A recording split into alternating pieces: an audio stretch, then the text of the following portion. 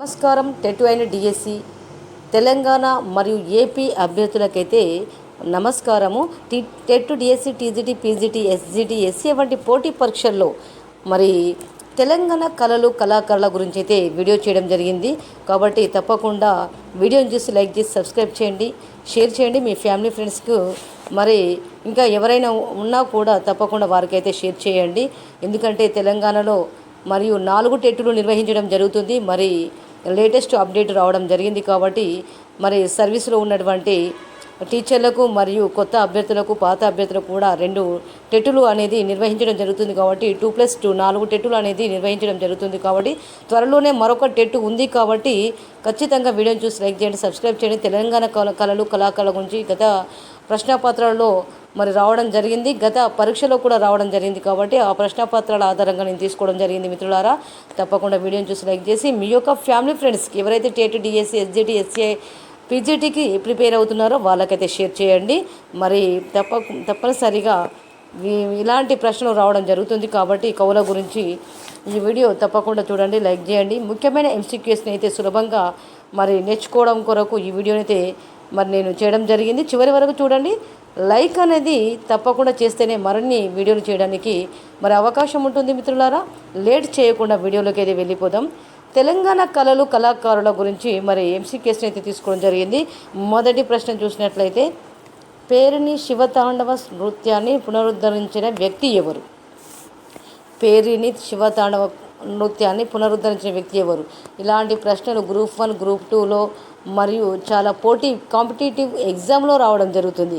కాబట్టి కవుల గురించి తప్పకుండా ప్రశ్న అనేది ఉంటుంది. కాబట్టి ఆ ప్రశ్నకు 1 మార్కు, అంటే 1 మార్కులో ఫెయిల్ అయిన వాళ్ళు కూడా ఉన్నారు. కాబట్టి వీడియో తప్పకుండా చూడండి, ఎందుకంటే ఆ 1 మార్కే మీ జీవితాన్ని మార్చేస్తుంది.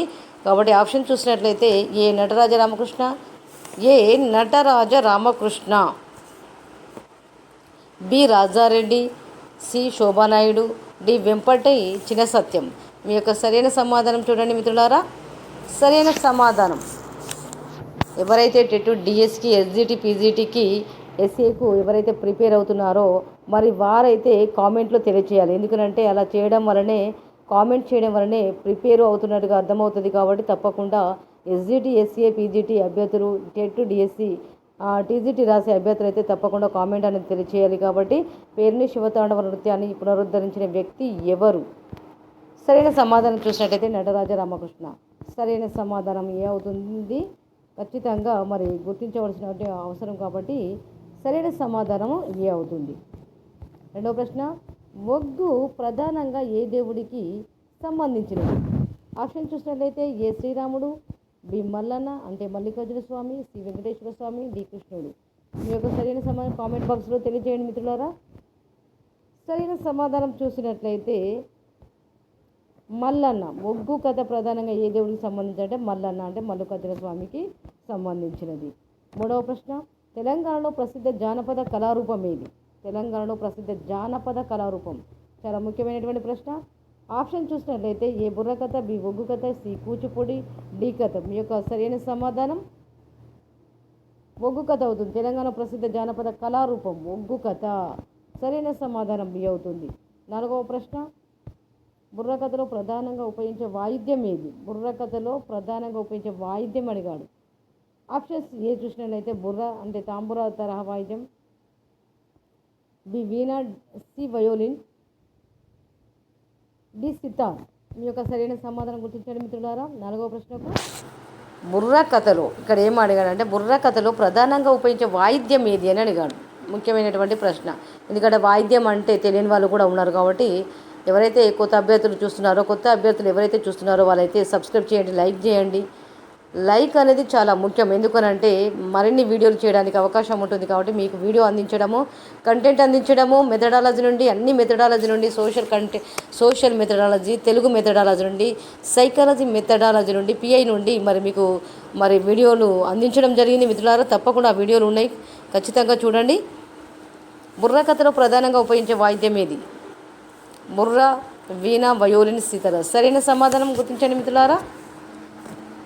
బుర్ర అవుతుంది. తంబూర తరహా వైద్యం అనేది సరైన సమాధానము ఏ అవుతుంది. ఐదవ ప్రశ్న, చిందు యక్షగానం ప్రధానంగా ఏ వర్గానికి చెందిన కళారూపం? చిందు యక్షగానం ప్రధానంగా ఏ వర్గానికి చెందిన కళారూపం? ఆప్షన్ చూడండి. చిందు సమాజం, బి లంబాడీలు, సి గోండులు, డి కోయలు. కొత్త వాళ్ళు ఎవరైతే చూస్తున్నారో అభ్యర్థులు తప్పకుండా ఏపీ అభ్యర్థులు మరియు టీజీ అభ్యర్థులకు చాలా ఉపయోగకరం. ఎందుకనంటే ఇలాంటి మల్టిపుల్ క్వశ్చన్ ఆన్సర్స్ కనుక మీరు ప్రాక్టీస్ చేస్తే ఖచ్చితంగా మరి మీరు అనుకున్నది సాధిస్తారు. కాబట్టి కామెంట్ బాక్స్లో తెలియజేయండి మీ యొక్క ఆన్సర్. 5వ ప్రశ్నకు సరైన సమాధానం చూసినట్లయితే మరి కోయలు కాదు, గోండులు కాదు, లంబాడీలు కాదు, చిందు సమాజం. చిందు యక్షగానం ప్రధానంగా ఏ వర్గానికి చెందిన కళారూపం అంటే చిందు సమాజానికి చెందినటువంటి కళారూపం ఏ అవుతుంది. 6వ ప్రశ్న తెలంగాణ రాష్ట్ర నృత్య రూపంగా గుర్తింపు పొందినది ఇది. చాలా ముఖ్యమైనటువంటి ప్రశ్న. తెలంగాణ రాష్ట్ర నృత్య రూపంగా గుర్తింపు పొందినది ఏది? ఆప్షన్ చూసినట్లయితే పేరిణి శివతాండవం, కూచిపూడి, భరతనాట్యం, కథక్. సరైన సమాధానం గుర్తించండి మిత్రులారా. 6వ ప్రశ్నకు సరైన సమాధానము ఏ అవుతుంది. పేరిణి శివతాండం. కూచిపూడి కాదు, భరతనాట్యం కాదు, కథక్ కాదు, పేరిణి శివతాండం. సరైన సమాధానం ఏ అవుతుంది. 7వ ప్రశ్న చూడండి. గుస్సాడి నృత్యం ఏ గిరిజన తెగకు చెందినది? ఇది పలుసార్లు టెట్ డిఎస్లో రావడం జరిగింది, చాలాసార్లు. గుస్సాడి నృత్యం ఏ గిరిజన తెగకు చెందినది?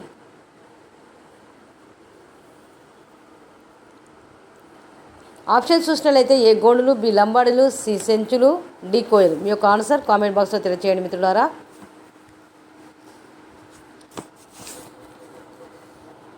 సరైన సమాధానం చూసినట్లయితే కోయలు కాదు, చెంచులు కాదు, లంబాడీలు కాదు, గోండులు అవుతుంది. గుస్సాడి అంటే గోండులు. సరైన సమాధానం ఏ అవుతుంది.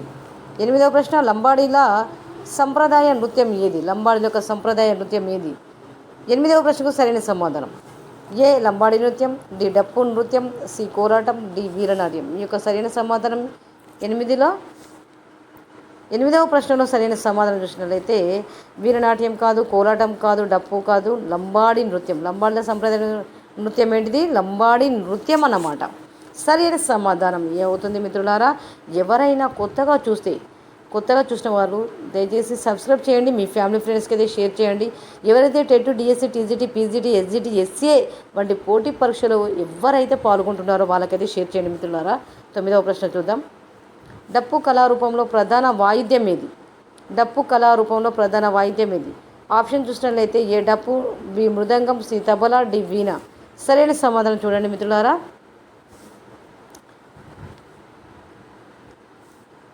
సరైన సమాధానం చూసినట్లయితే వీణ కాదు, తబలా కాదు, మృదంగం కాదు, డప్పు కళారూపం ప్రధాన వాయిద్యం డప్పే అవుతుంది. కాబట్టి సరైన సమాధానం ఏ అవుతుంది. 10వ ప్రశ్న బతుకమ్మ పండుగలో ప్రధానంగా పాడే పాటలు ఏవి? జానపద గేయాలు పాడతారా, కీర్తన చేస్తారా, వేద మంత్రాల, శ్లోకాల? సరైన సమాధానం గుర్తించండి. 10వ ప్రశ్నకు సమాధానం బతుకమ్మ పండుగలో ప్రధానంగా పాడే పాటలు ఏంటి అంటే శ్లోకాలు కాదు, వేద మంత్రాలు కాదు, కీర్తన కాదు, జానపద గేయాలు. సరైన సమాధానం ఏ అవుతుంది. 11వ ప్రశ్న ఒగ్గు కథ చెప్పే కళాకారులను ఏమని పిలుస్తారు? చాలా ముఖ్యమైనటువంటి ప్రశ్న. ఒగ్గు కథ చెప్పే కళాకారులను ఏమని పిలుస్తారు? ఈ రోజులలో ఒగ్గు అనేవాళ్ళు కూడా ఎవరికి తెలియదు. అసలు ఒగ్గులు అంటే ఎవరో అనేది కూడా తెలియదు. అలా తెలియకుండా జనరేషన్ ఉన్నదండి. కాబట్టి ఒగ్గు కథ చెప్పే కళాకారులను ఏమని పిలుస్తారంటే ఒగ్గువారనే పిలుస్తారు. సరైన సమాధానం ఏ అవుతుంది. 12వ ప్రశ్న బొమ్మలాటలో ఉపయోగించే ప్రధాన సాధనం ఏది? బొమ్మలాటలో ఉపయోగించే ప్రధాన సాధనం. బొమ్మలాట చూస్తారు కదా, బొమ్మలాట ఎవరైతే చూసి ఉంటారో వాళ్ళు సబ్స్క్రైబ్ చేయండి. బొమ్మలాట గురించి మరి కామెంట్లో తెలియజేయండి. బొమ్మలాట చూసిన వాళ్ళు ఎంతమంది ఉన్నారో కామెంట్లో తెలియజేయండి. ఆప్షన్స్ ఏ చూసినట్టే తోలు బొమ్మలు, బి మట్టి బొమ్మలు, సి రాతి బొమ్మలు, డి చెక్క బొమ్మలు. సరైన సమాధానం చూసినట్టే తోలు బొమ్మలు. అంటే బొమ్మలాటలో ఉపయోగించే ప్రధాన సాధనం తోలు బొమ్మలు. ఈ తోలు బొమ్మలు ఈ విధంగా ఒక స్క్రీన్ కట్టి దానిపైన బొమ్మలను ఎగిరించడం అనేది జరుగుతుంది. కాబట్టి బొమ్మలాటలో బొమ్మలు కట్టి ఎగిరించడం అనేది జరుగుతుంది. కాబట్టి మరి బొమ్మల ఆట అనే ఆటను ఎవరైతే చూసారో, ఎవరికైతే ఐడియా ఉన్నదో, మరి పూర్వ కాలంలో ఎవరైతే చూసారో దానిపైన కామెంట్ తెలియజేయండి మిత్రులారా. 12వ ప్రశ్న చూద్దాం. డప్పు కళ ప్రధానంగా ఏ సందర్భంలో ప్రదర్శిస్తారు? డప్పు కళ ప్రధానంగా ఏ సందర్భాల్లో ప్రదర్శిస్తారు? చాలా ముఖ్యమైనటువంటి ప్రశ్న. ఆప్షన్ చూసినట్లయితే ఏ జాతర ఉత్సవాలు, బి వివాహాలు మాత్రమే, సి పాఠశాలలు మాత్రమే, డి దేవాలయాలు మాత్రమే. మీ యొక్క సమాధానం గుర్తించండి. 11వ ప్రశ్నకు సరైన సమాధానం. లైక్ అనేది తప్పకుండా చేయండి, లైక్ చేయండి, సబ్స్క్రైబ్ చేయండి మిత్రులారా. 13వ ప్రశ్నకు సరైన సమాధానం చూసినట్లయితే డి కాదు, సి కాదు, బి కూడా కాదు, జాతరలు ఉత్సవాలు. ఇవి సరైన సమాధానం, జాతరలు ఉత్సవాలు. 14వ ప్రశ్న బోనాల పండుగలో ఎక్కువగా కనిపించే కళారూపం ఏది? బోనాల పండుగలో ఎక్కువగా కనిపించే కళారూపం ఏది? ఆప్షన్ చూసినట్లయితే పోతురాజు నృత్యం, కథక్, కూచిపూడి, కథాకళి. సరైన సమాధానం గుర్తించండి మిత్రులారా.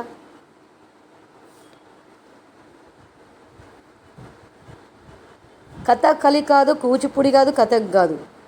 ఏ పోతురాజు నృత్యం. బోనాల పండుగలో ఎక్కువగా కనిపించే కళారూపం పోతురాజు నృత్యం అనేది కనిపిస్తుంది. కాబట్టి సరైన సమాధానం చూసినట్లయితే మరి ఏ అవుతుంది. తప్పకుండా ఏ అనే ఆన్సర్ మీరు గుర్తించడం జరుగుతుంది. టెట్, డిఎస్సికి మరియు టీజీటీ, పీజీటీ, ఎస్జిటి, ఎస్సీఏ వంటి పోటీ పరీక్షలకు మీరైతే పోటీ పడుతున్నట్లయితే ఖచ్చితంగా వీడియోని చూస్తారు. చివరి వరకు చూడండి. చివరి వరకు చూస్తేనే మీకు అర్థమవుతుంది. లేకుంటే ఎన్ని పోటీ పరీక్షలు వచ్చినా కూడా మరి అక్కడే ఉంటారు. కాబట్టి తప్పకుండా వీడియోని మొత్తం చూసి స్కిప్ చేయకుండా చూడండి. కామెంట్లో తెలియజేయండి మీరు మరి బోనాల పండుగ జరుపుకుంటున్నారా లేదా అనే దాని గురించి కూడా తెలియజేయండి. సరైన సమాధానం చూసినట్లయితే ఏ అవుతుంది. 15వ ప్రశ్న పేరిణి నృత్యం ప్రధానంగా ఎవరికి సంబంధించిన నృత్యం? ఇది చాలా ముఖ్యమైనటువంటి ప్రశ్న. ఆప్షన్ చూసినట్లయితే ఏ వీరుల నృత్యం, బి రైతుల నృత్యం, సి మహిళల నృత్యం, డి పిల్లల నృత్యం. సరైన సమాధానం గుర్తించండి మిత్రులారా. 15వ ప్రశ్నకు సరైన సమాధానం చూసినట్లయితే పేరిణి నృత్యం ప్రధానంగా ఎవరికి సంబంధించింది? ఎవరికి పేరిణి అనేది ఎవరికి సంబంధించింది?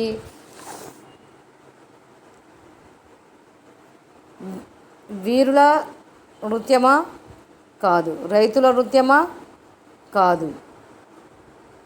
మహిళల నృత్యమా? కాదు. పిల్లల నృత్యమా? కాదు. సరైన సమాధానం వీరుల నృత్యం అవుతుంది. వీరుల నృత్యం సరైన సమాధానం ఏ అవుతుంది. 16వ ప్రశ్న తెలంగాణ జానపద కళలను ప్రోత్సహించే రాష్ట్రం ఏది? చాలా ముఖ్యమైనటువంటి ప్రశ్న. ఆప్షన్ చూసినట్లయితే భాషా సంస్కృతి శాఖ, బి ఎన్నికల సంఘం, సి పోలీస్ శాఖ, డి వ్యవసాయ శాఖ. మీ యొక్క సరైన సమాధానం గుర్తించండి. తెలంగాణ జానపద కళను ప్రోత్సహించే సంస్థ ఏది? 16వ ప్రశ్నకు సమాధానం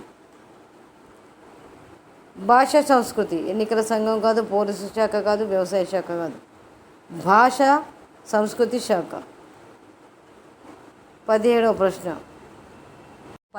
ప్రశ్న గిరిజనుల సంప్రదాయ నృత్యాల్లో ఒకటి ఏది అని అడిగాడు. ఆప్షన్స్ చూసినట్లయితే A Gussadi, B Kuchipudi, C Kathak, D Bharatanatyam. సరైన సమాధానం గుర్తించండి మిత్రులారా. ఏపీ మరియు టీజీ అభ్యర్థులైతే తప్పకుండా ఈ వీడియో ఉపయుక్తం అవుతుంది. తప్పకుండా లైక్ చేసి సబ్స్క్రైబ్ చేయండి. మీ యొక్క ఫ్యామిలీ ఫ్రెండ్స్కి అయితే షేర్ చేయండి. ఆన్సర్ చూసినట్లయితే ఏ గుస్సాడి అవుతుంది. గిరిజనుల సంప్రదాయ నృత్యాల్లో ఒకటి ఏదంటే గుస్సాడి అవుతుంది. 18వ ప్రశ్న కోలాటంలో ప్రధానంగా ఉపయోగించే వస్తువు ఏది? ముఖ్యమైనటువంటి ప్రశ్న. కోలాటంలో ప్రధానంగా ఉపయోగించే వస్తువు ఏది? ఆప్షన్ చూసినట్లయితే ఏ కర్రలు, బి కత్తులు, సి విల్లు, డి గొడ్డలి. సరైన సమాధానం గుర్తించండి. సరైన సమాధానం చూసినట్లయితే గొడలి కాదు, విల్లు కాదు, కత్తులు కాదు, కర్రలు అవుతుంది. సరైన సమాధానం కోలాటంలో ప్రధానంగా ఉపయోగించే వస్తువు ఏంటంటే చాలా సులభంగా ఉండేటువంటి ఆన్సర్ కాబట్టి కర్రలు అవుతుంది. 19వ ప్రశ్న